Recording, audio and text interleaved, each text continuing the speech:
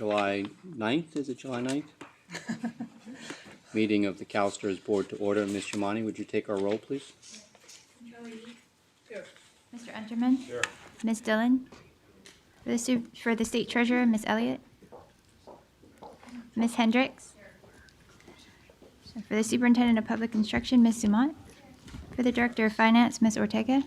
And Ms. Higa? Chairperson Keeley, you have quorum. Ms. Yamani. Before we begin, thanks, Daniel. We've got a great board. Many of us do lots of things outside of the boardroom. It's terrific when we see some of our colleagues continue to advance in their careers and make a bigger difference in the world. And I'd like to acknowledge and recognize our colleague, Ms. Zumont, in being appointed the Deputy Superintendent of Instruction. Yes, the Deputy Superintendent of Instruction for the State of California, Michelle Zumont.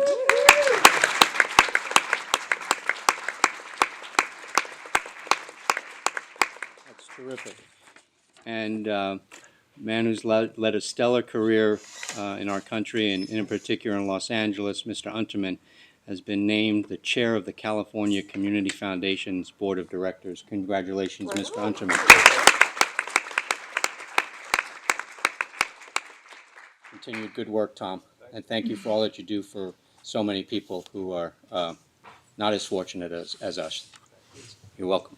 So with that, I'd acknowledge the item number 1, which is the approval of the board agenda for today. I'd recognize or look for a motion to approve. So moved. It's been moved and properly seconded. All those in favor say aye. Aye. Okay, the next several items are the work plans for the year, and this is an opportunity for members of the board to give feedback and suggestions, recommendations, or simple approval of the work plans for our fiscal year 2015-16.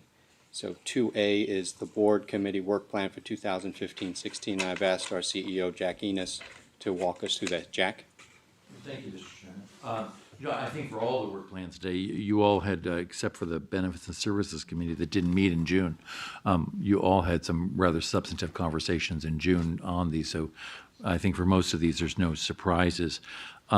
What I would highlight on this is a couple things that you haven't done before, again. One is your interest in, again, looking at board responsibilities around cybersecurity. There's certainly, this is a funny week to be discussing the Wall Street Journal, United Airlines, and the stock exchange in 1 week, all having data issues. So we are going to go ahead and formally place that on your calendar. Also, Brian and his staff are looking at providing some continuing education for you. They brief our internal staff, actually weekly, believe it or not, on data breaches around the country, just so that we all have some better sensitivity to the variety of things that are happening out there. And I know they want to do the same for you as a board, to find some type of concise communication with you around educating you also outside of the formal board meetings. So we're going to do more with you around cybersecurity for sure in the coming year. I did want to highlight one thing for you. It's an important item for the membership, and you haven't had that conversation before. And unfortunately, it's misspelled, I see, on the chart, but it's on June. It's options on the use of SBMA resources. And that's a report to the legislature we haven't done before. And actually, Ed, I think it's probably worthwhile. Do you mind actually take a second? Sure. Because I just realized we've got new board members that actually aren't even familiar with the SBMA report. I think that's worth flagging for you, and certainly the teachers in the audience always are very concerned about the health of the SBMA fund and its adequacy for protecting their inflationary protection. So, Ed, do you want to do that? Yeah, just a little bit of background. I mean, there's a supplemental benefit that's paid to members and beneficiaries whose current benefits are worth less than 85% of the purchasing power of what the original benefit is, and it's paid out of the supplemental benefit maintenance account, or SBMA. And it's a program that we pay these benefits quarterly, but what's different about this is that the only guarantee is that to the extent there is money in this account, which is funded from a state contribution on top of the state's contribution to the defined benefit program, to the extent there's sufficient money in the account to pay the benefit, we pay the benefit. But if we should ever run short or because inflation ramps up or for whatever reason, then that benefit gets reduced. Several years ago, the benefit was increased to the 85% level that it is now. It had been 80% purchasing power, protecting 80% of the purchasing power. In the statute that provided for that, it also provided the board significant authority to try to manage this whole program by basically saying, you could determine what that 85% could be reduced if it's not enough to pay out benefits beyond a certain point that the board, identifies. In the regulations that the board adopted, it basically set the year 2089 as the important year of consideration. It was 80 years into the future. And so they felt that as long as we could maintain the program, given our assumptions around inflation and a number of other things, that we would pay 85%. In that statute, it also said, though, that if the resources that are available to SBMA are more than is needed to maintain 85% beyond the 2089 year that you identified, then the board needs to submit options to the legislature about how to use those funds for the benefit of members and beneficiaries. One of the options that was specifically identified in the statute was applying the benefits that were enhanced in 1999 to those people that had retired before that date. There was a number of benefit improvements that were enacted in 1998, the increased age factor, the career factor, a variety of other issues that only apply to people who retired after 1998. So people who retired before that date didn't get the advantage of that. So that was something that the statute specifically asked us to look at. And then it just said other options, didn't have any other specificity. It was something that we, quite honestly, probably should have done in the past, but we just didn't because we were so tied up on a lot of other things. But we do feel that we have to provide that information at this point. So what we are proposing is that based on the valuation that you'll be hearing in April, that Milliman will do that analysis of the options that we identify for them and then present to you in June those options. We haven't really done anything in terms of whether or not you have to make a recommendation, whether or not that's appropriate, or just simply saying, here's some information, do with it what you want. But that's what's being proposed at the June meeting is that report on those options. Dana, did you have something? It looks like you were, oh, okay, I'm sorry, I misread you. Yeah. So that's an important one for our stakeholders. I just want to make sure I flagged it today, and we'll make sure we communicate well in advance with them so they understand how that's going. Well, yeah, I mean, I think our plan is definitely work with them developing those options so that there's some clear, no, we would that's certainly our method of operation, so we would do that. Thank you, Ed. Next item I wanted to flag was on the October offsite. Last year, you had considered the idea of, because you have about 9 or 10 consultants, of evaluating half each year. So you did half last year, and you might consider then doing the other half this year. But it's been suggested that in lieu of that, you continue the conversation that you started in the June Investment Committee meeting. So I just wanted to kind of check in with you on that. That item then was, if you remember from June, was just to take a step back and look how other systems use board consultants, looking at the costs that you incur for board consultants, working with your fiduciary counsel and Brian on the legal, if there are legal standards around requiring the use of consultants or why we do. So that could instead be a discussion item, at the October offsite for an hour or so, if you wanted to do that, instead of actually going down people by people. And you could do that then the following year. So that was the suggestion. Before I go to the other items, do you want me to stop on that at all? Does anyone have questions about that? That's a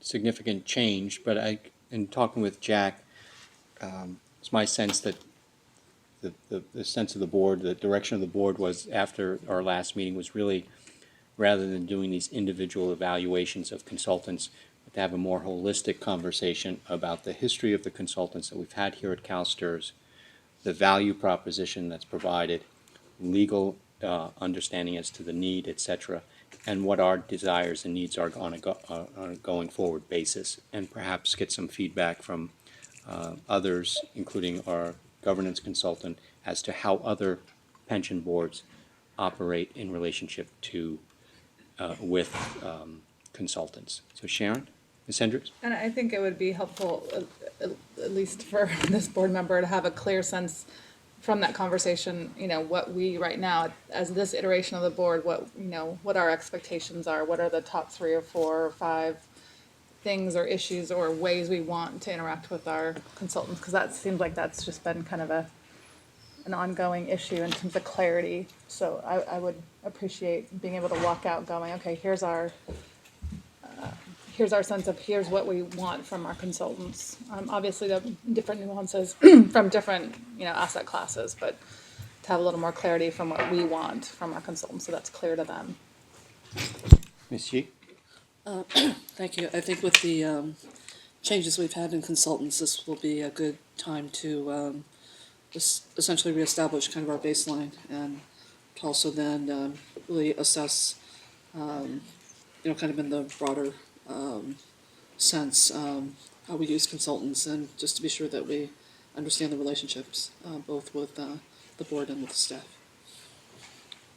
Any other questions or comments on that?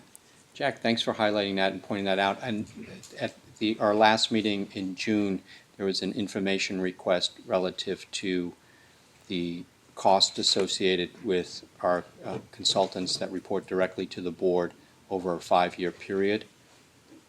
I think it would be appropriate for those that information to be provided for the board prior to the offsite, so that we're going into the offsite with that information in hand, so that can be part of the overall conversation relative to the whole value proposition, and is it what we need and want going forward, and certainly working with Mr. Bartow and our fiduciary council relative to getting feedback as to legal frameworks, and perhaps from a legal perspective, a fiduciary responsibility, what the appropriate relationship should be and must be and shall be. So that would be helpful as well.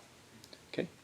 Ms. Hendricks? My only other thought is, obviously, I do want us to get back to actually evaluating our consultants. So my sense is this conversation will kind of help get us all on the same page, understand the history, get clarity on the roles, and then I guess as a board we can decide moving forward for maybe the next offsite how we want to do the evaluations, because I do think it is important for us to have conversations about the value added to each of the consultants that we have as a board. So I think actually, to your point, it actually works out reasonably well, because the consultants that you would have evaluated if we had just done the old pattern, 2 of the 4 are really quite new to the relationship. So you'd have actually some more substantive experience. You would have evaluated your new fiduciary counsel, Harvey Lederman. You would have evaluated Makita.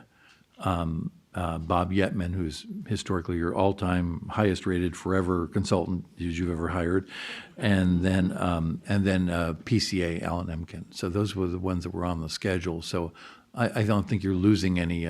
My view would be if you're going to step back and look at that, you're in a good position. Okay.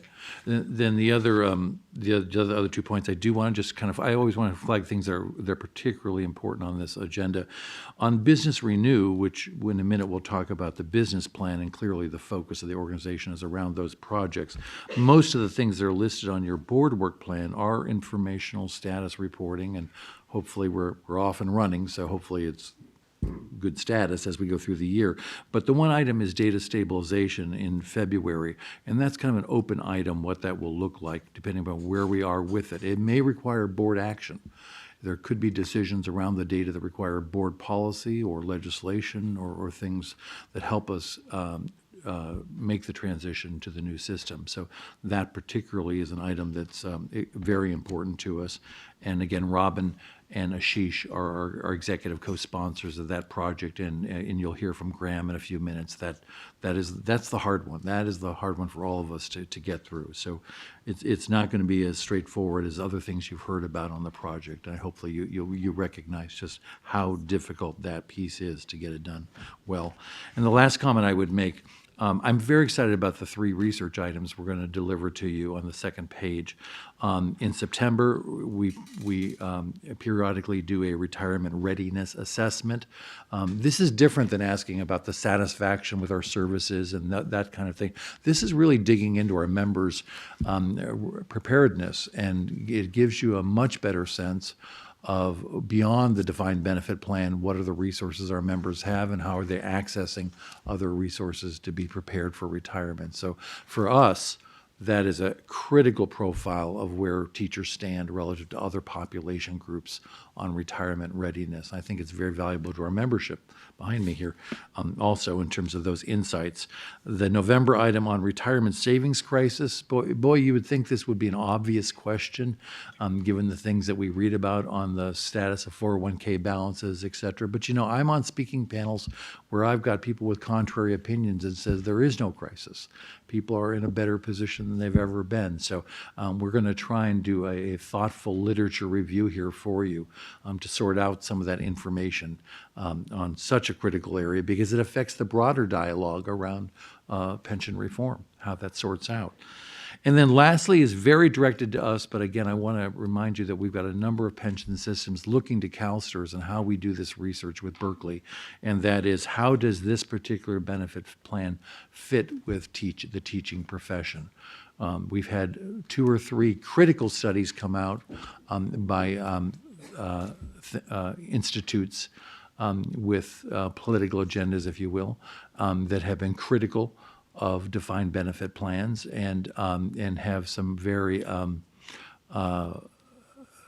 what I would say have reached conclusions without a lot of serious study of the data. So this study is meant to actually work with an academic institution and work with an actuarial firm to dig into real data and look at how that fits. So that will be in February that we'll deliver that to you. And I think that's all I wanted to highlight for you. I'm just looking. Yeah, that's all I had tagged. Can I answer any other questions on the work plan? Ms. Hendricks? I just had a question. So on the retirement readiness report, so you're going to be looking at Californians and then looking at a national, or it's all On national? the readiness report, it'll be specific to our educators and asking specific questions of the membership. The California teachers, our members. What they have, what they're saving, where are they saving Got it, it. all those kinds of And then questions. the savings, the retirement savings crisis is looking really at a national level. We're at the national level, yeah, and seeing, savings levels as a whole, kind of critically look at those studies. How are millennials doing? Look at some of those generational issues that we have in the savings issues. Geographic, I assume, right? Okay. Good. And then the last one comes back real specifically to try to address these institute studies. Okay?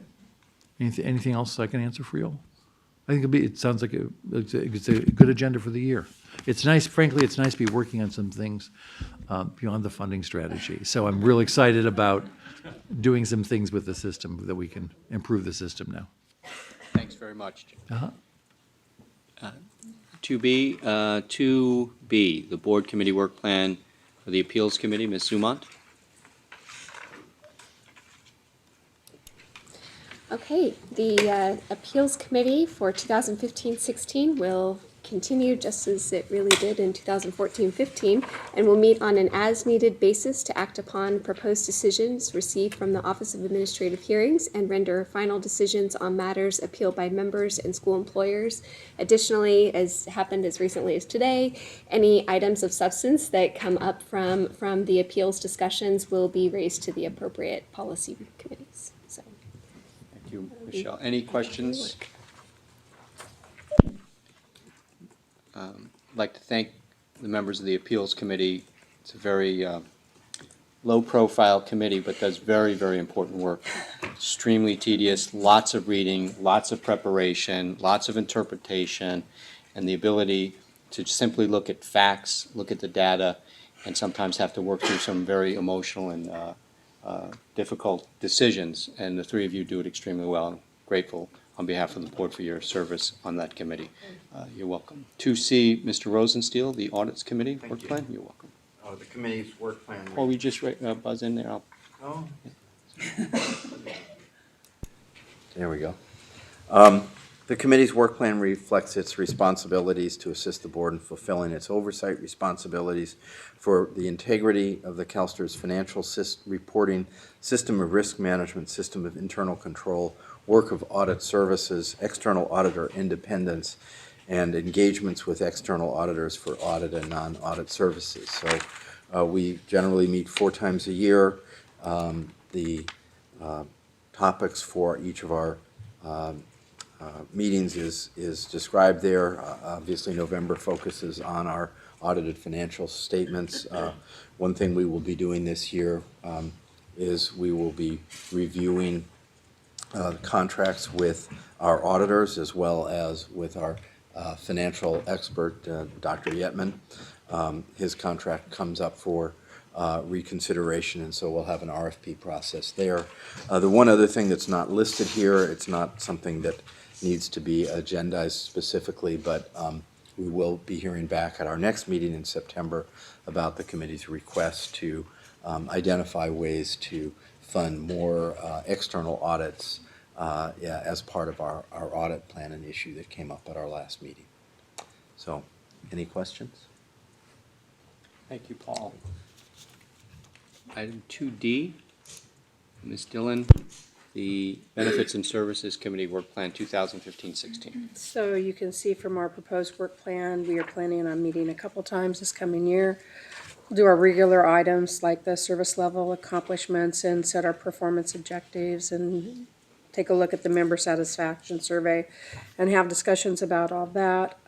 We are also going to be taking a look at a policy for determining the base for adjustments to the lump sum death benefit, and we're going to be doing that before we do our adoption of the contribution interest rates, factors, and benefits. One of the things that came out of a discussion that we had last time we met was, and I've been thinking of the board, not necessarily the Benefits Service Committee, but was demographics of our inactive member population and how information is communicated to those inactive members. And then something came up this morning, and so I'm looking at Ed and Andrew, I think, that in one of the cases the Appeals Committee took a look at today, and some things that have come up from the Appeals Committee is quite often our members are hit many years down the line with the fact that they have received an overpayment because of information coming in from the districts, and how can we best educate our members on how to look more critically at their retirement benefits, their progress reports, or how is it that we, and as a system, can assist with that, or is there something that we need to have districts do? So Ed, I would like to add something else to our agenda, or our work plan for next year. Think we can throw that in there too, please? Or at least begin work on it. It might not be something that we get accomplished next year, but something that we can begin researching on. And I take any questions.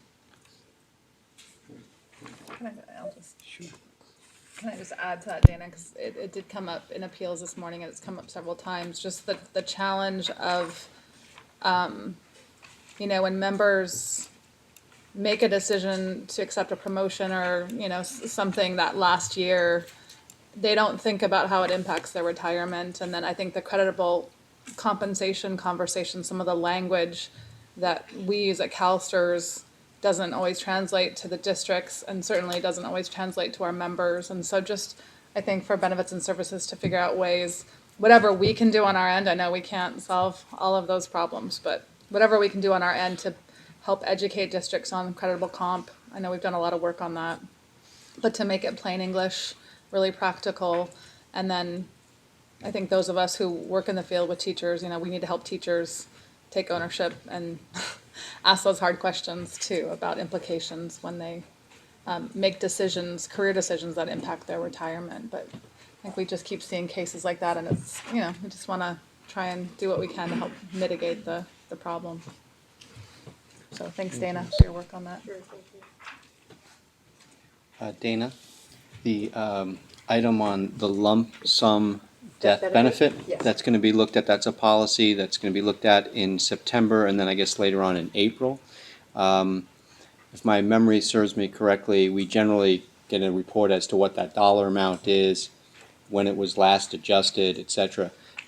Just as in preparation for that item, I would like to have some data in terms of what the actual dollar cost is that the system pays out on an annual basis, how many families receive that, and actually what the total dollar amount is on an annual basis, perhaps over a 5 or 10-year period would be helpful. And if my memory serves me correctly, we have not adjusted that. That has not been adjusted for a considerable period of time. And Ed probably knows in the back of his head exactly those numbers. How many? Oh, it's been 13 years since it's been adjusted. Okay. All right. So Long time. Yeah, it's been a while. if we were playing poker, you know what I'm holding. Okay. All right. So with that, I'll turn it over to Controller Yi, 2E, the committee work plan for governance. Ms. Yi? Thank you, Mr. Chairman. Board Governance Committee reviews the overall effectiveness of the board and recommends improvements where warranted. And the committee is charged with overseeing the board's policy manual by developing processes to ensure the policies are current and that the CalSTRS actions are compliant with such policies. The work plan is ambitious. The committee meets 3 times a year, and we will actually be launching our work plan at the offsite with just a general discussion that will hopefully frame our strategic planning process around what it means to be a trustee in the 21st century, given all the pressures that are hitting us as fiduciaries and trustees. The work plan will focus on a couple of specific areas. One, board accountability and compliance, just with respect to some of our selected policies. Board operations, always a good time to review delegation authorities and communication and of information between board and staff, as well as how frequently committees should be meeting to meet our needs. And then also looking at our board's self-assessment, next steps associated with that. Thank you, Ms. Yi. Any questions? Seeing none, thank you. 2F is the compensation committee work plan for the 15-16 school year, and I chair that committee. The major items really next year is we'll be going out to bid for a compensation consultant solicitation process, which will begin and conclude in April with the selection of that consultant. In November, we disclose the incentive awards, if any, that were gained and achieved by the appropriate staff for this current, for the 2014-15 fiscal year. And in April, we adopt the CEO's authority for compensation administration, if any. And so that, I'm sure, will be a pretty straightforward year, although there might be time to find a new chair of the compensation committee. So we can change that in midstream, right, Ms. Licknock, if we choose? We could change that? Yeah. At your leisure. And there may be board members who have experience chairing compensation committees in other venues, so if they do, they can approach me and say, I'd be happy to take that on, Harry. I think we know what cards to hold now. I'm like, have you done this before? All right. Seeing no questions, any questions on that? Seeing none. 2G is the investment committee work plan, and that's Ms. Hendricks, chair of the investment committee. Great. Turn it over to you, Sharon. Thank you, Mr. Chair. And I welcome the comments of our Vice Chair, Paul Rosenstiel. Oops, I got you. my bad. And Chris Ailman, if you have want to interject anything. But you can see our work plan. Actually, Paul and I met with Chris and Michelle and Deborah just a few days ago, and it was a really helpful conversation. And we basically just wanted to revamp the investment committee in terms of looking at staff and staff reports and how they report to us, what would be most helpful for the board in terms of getting information, and then looking at our agenda structure. So I really appreciated the hard work we did. So you'll see some potential changes in upcoming agenda items. And as always, open to input from any of the investment committee board members on how information is brought forth in our meetings. We want to make them as helpful and robust as possible. The highlights, though, really are our asset allocation study. I mean, we're working on that a little bit this afternoon, but hope to finish that off, as you can see in the work plan, by the end of November. So that's our big piece. And I think, Chris, we talked about, risk mitigation strategies and investment beliefs were the top 2 votes for the investment committee of the focus on our work plan this year. And I think there are ways in talking to the consultants that we can weave some of the risk mitigation conversation into our asset allocation, right, Chris? So we will work on making sure that I think we're all very mindful on this board of risk and the risk that's out there. So I'd like to have that be part of the conversation of the asset liability study, as well as developing an investment belief statement. And I believe at the October offsite, we'll have 3 hours to hopefully kick off that conversation. And we talked with Chris about some potential folks that might be able to help us. We thought it would be helpful to have someone kind of lead us through that process that's not a staff or a board member. So we're looking at that to begin the conversation. I think this past year we've had a lot of different conversations around sustainability and passive versus active. And so we thought it'd be helpful, and obviously the board concurred with our votes, that we just have a conversation around what do we as 11 folks on the board right now as the investment committee, what are some things that we sort of can agree on in terms of beliefs we have about how we go about investing, and hopefully have that guide our future conversations together. Let's see, any other? Obviously, the subcommittee, I think we'll be talking about that a little bit today. The subcommittee that we discussed at our last meeting will be reporting to the investment committee. I think one of the other pieces I wanted to highlight was that we've had some outside speakers come in this year, obviously Vice President Gore and Tom Steyer. I think coming into this next year, we want to make sure that folks that we have coming in align with the goals this year of looking at risk mitigation strategies and investment beliefs. So we're going to try and get speakers that are not just speaking to us for an hour, but that can maybe help us in our thinking and have a conversation about how we think about risk or how we think about our investment beliefs. So so happy to get input. You know a lot of great thinkers out there, so if you have ideas of speakers that could help illuminate our thinking on that, I'd welcome your input on that. Anything else you want to add, Chris? Those are the highlights. There's obviously every investment committee is chock full of good stuff, but those are the highlights. Thank you, Any Ms. Hendricks. questions? Any questions for Ms. Hendricks? Okay, seeing none. So those are the work plans as enumerated in 2A through 2G. They are all action items, so I entertain a motion to approve the work plans. Yes, Mr. Interrupt, but as you entertain a motion, I would suggest a motion that would include approval as amended by your comments or as updated by your comments. Duly noted. Thank you, Mr. Bartow. Move approval is amended. Moved by Ms. Dillon. Second. And seconded by Mr. Rosenstiel. Any discussion? Seeing none, all those in favor say aye. Okay. The work plans have been approved. Thank you, everyone. Looking forward to a productive year.